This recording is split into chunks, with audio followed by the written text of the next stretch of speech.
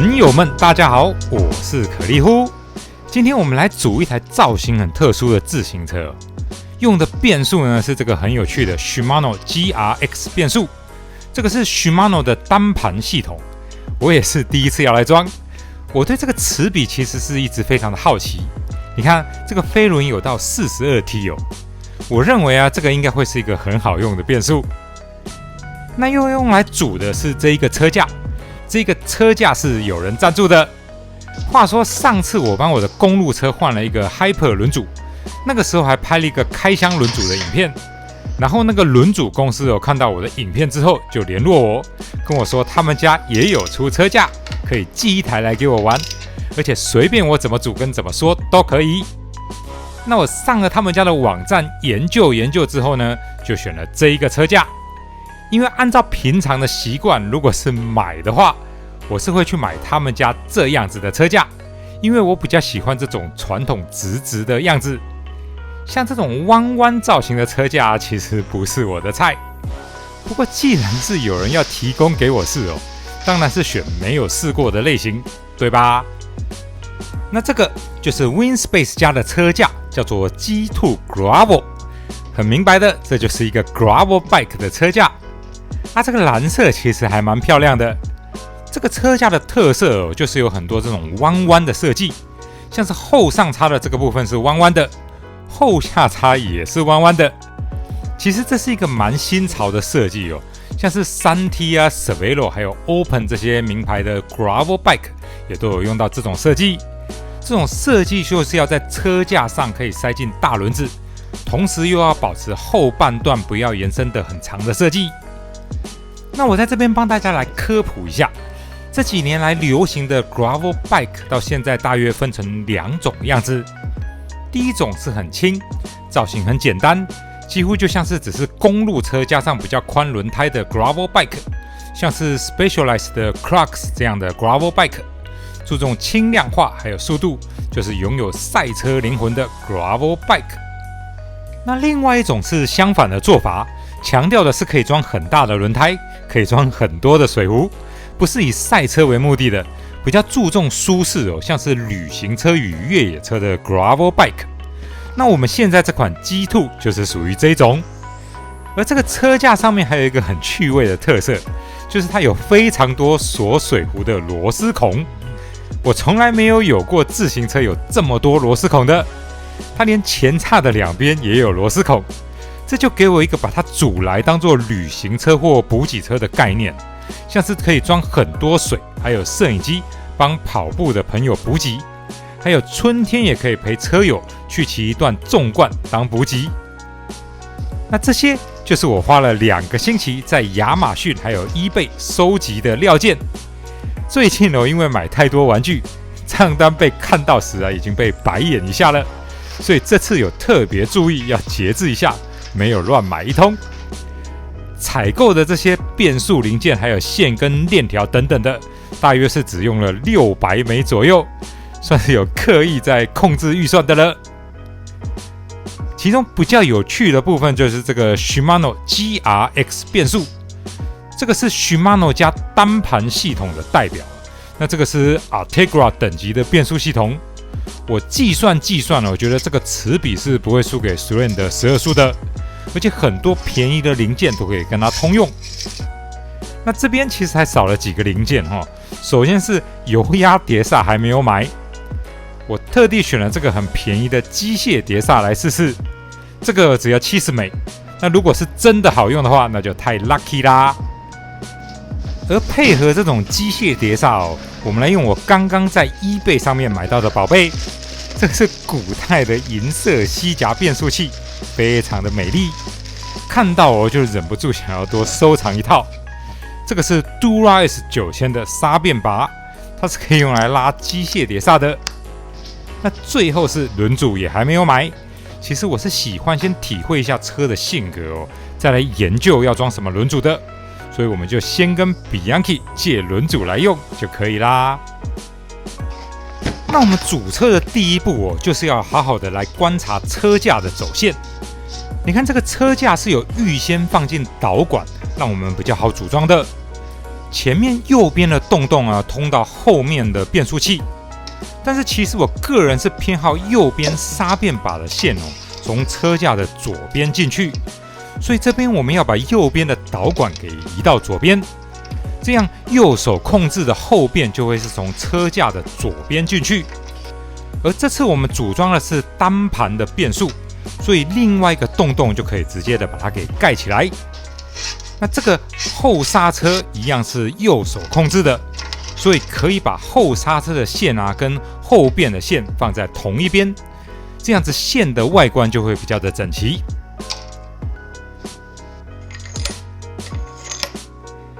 再接下来是决定前叉要先锯掉多少。这款 G2 跟我的公路车的几何相比前面的高度是高了很多。您看我公路车都已经压到最低了，所以对我来说 G2 只要留一个在下面就已经算是很保守了。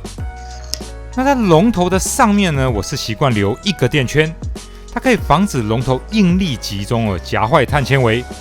而且有一种说法是，这个膨胀器的位置如果是正好在龙头夹的位置，在结构上面也是可以增加安全性的。基本上我是觉得这种说法是有合逻辑的。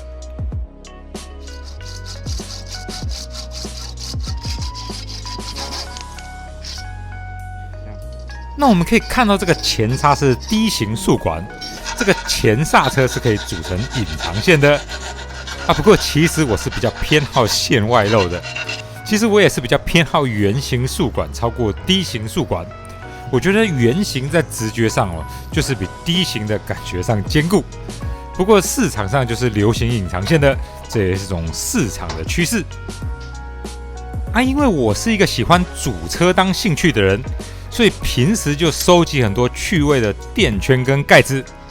这次我们用的是这个相机光圈图案的垫圈，这个有一种机械式的古典风情，还蛮可爱的，对吧？那再下来呢，我们要来计划变速线与刹车线的长度。在这台车上会是很简单的，因为它没有中间的那个变速所以就只会有3条线。右手控制的那2条，我们让它们这样贴在一起，进到车架左边的洞洞。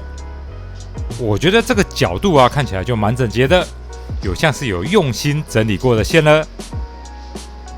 那这个刹车呢，也是我们这次组车的趣味重点。熟悉这个频道的朋友就知道，我其他的车上有用这个，也有这个，这些就是标准豪华组车在用的。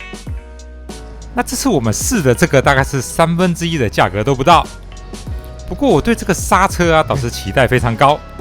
它有多便宜呢？还是在其次，重点是它非常的好装，也非常的好调整，同时呢还是非常的干净，轻轻松松的就安装完成，连手都没有弄脏。我记得才没多久以前各品牌都还在做压入 BB， 不过最近几年这种传统锁牙的又重新流行起来了，反而是变成一种可以缩嘴的卖点。其实真的也是这样的。但很少有毛病，也很少有异音，而且还是非常的容易安装，也非常的容易拆。锁牙 BB 加上 Shimano 大盘，这真的是眼睛一眨就已经安装完成了。那这个就是 Shimano GRX 变速，这个是可以容纳到42尺的飞轮。安装上面就是跟一般 Shimano 公路车的后变是一样安装的。这个是可以跟 Shimano 公路车的变速混搭的，像是我前面的 Dura S 的刹变把，或者是105的刹变把，都是可以完美的配合这个变速的。不过呢，这个 GRX 变速是有分10速跟11速的2种的，所以您需要是刹变把与后变都同样是11速，或者是一样是10速，才可以这样搭配哦。因为很久没有装机械变速了。几乎都忘记机械变速其实也是很容易安装的，它其实并没有比安装电子的麻烦太多，而且 Shimano 机械变速的这种手感其实是蛮爽快的，有那种工业革命 Steampunk 的浪漫风情，尤其是组装的这么完美的时候。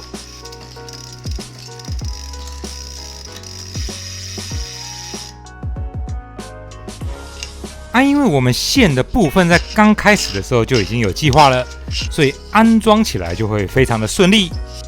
组自行车是很疗愈的活动，就像拼拼图一样，看似无聊但是其实很容易沉迷。我都不知道我是比较喜欢骑车，还是比较喜欢组车。那我们开心的组车活动，一转眼就已经到尾声啦。完成之后呢，就是这个样子的。可能是组装的过程中已经培养了感情，原本在照片中觉得这个车看起来怪怪的，现在组好之后竟然觉得还蛮好看的。前半段这个大三角形的车架造型是蛮威风的，感觉反而有一种很特异的怪怪的美感。我竟然开始觉得这个车有点帅啦！骑起来的感觉是比我预期好的。因为这个车架是属于相对亲切价格的，我原本预期是普通，不过实际骑起来却是超乎预期的好骑。这个加速感与路感感觉是很轻快活泼，是真的有给骑的人轻松就感觉到速度感的。它没有公路车那么锐利的感觉，但是在速度上面是一样有那种很有快感的 feel。但是根据我体验过非常多自行车的经验只要车架基本上有合理的硬度，车架重量也不是特别重的话，你只要装上很棒的轮组与轮胎，即使很便宜的车，骑起来都会感觉像是很棒的车。所以非常有可能我现在感觉到棒的是这个轮圈，这个轮圈是真的蛮棒的。而这个车架与我其他的公路车还有其他的 gravel bike 相比，它有一个非常大的差别，就是它的把手是非常的高，你从这个角度就可以清楚的看得出来，它把手的位置几乎就是跟坐垫一样高的。你把它放在我的 Cannondale 超6旁边你可以看得出来 G2 的把手是高了非常多，而这两台车的长度是几乎一样的。所以这个 G2 骑乘的姿势是非常的 relax， 这个是可以骑很远都不会感觉到腰酸背痛的那种类型的车。至于这个 Shimano GRX 变速我感觉是真的非常的棒。变速每一档都是又快又准，手感也是非常的轻快滑顺。在变速的感觉还有机械的运作上面呢，我个人是觉得几乎就是100分那样的棒。它几乎是没有在任何一个地方是输给电子变速。那最后来说一下这个机械碟刹系统，在这一段时间的使用上我个人的感觉是这个产品距离油压碟刹还是很远的。我用一些对比来帮这个机械碟刹打一个分数如果我们说 Shimano Dura S 还有 Shimano 105油压碟刹是100分的话，那好的铝合金轮组搭配膝夹是90分，碳纤维轮组与膝夹大概是70分。那这样我觉得这个机械碟刹应该是80分，就是它比铝合金轮组搭配膝夹差，但是好像是好过碳纤维轮组搭配膝夹。用这样的形容你就应该知道它的程度差不多是在哪边了。预算考量的话，机械碟刹其实是 OK 用的。好啦，这就是我组装趣味的 G2 Gravel Bike 还有 Shimano 单盘变速的故事，我是觉得蛮不错的。那现在最大的问题就是我想把轮子给留在 G2 上面用啦，这样子又要再帮 Bianchi 找轮子啦。好啦，非常感谢您的观看，麻烦按赞来支持一下这个频道。还没订阅的朋友，也这一次来加个订阅吧。拜拜。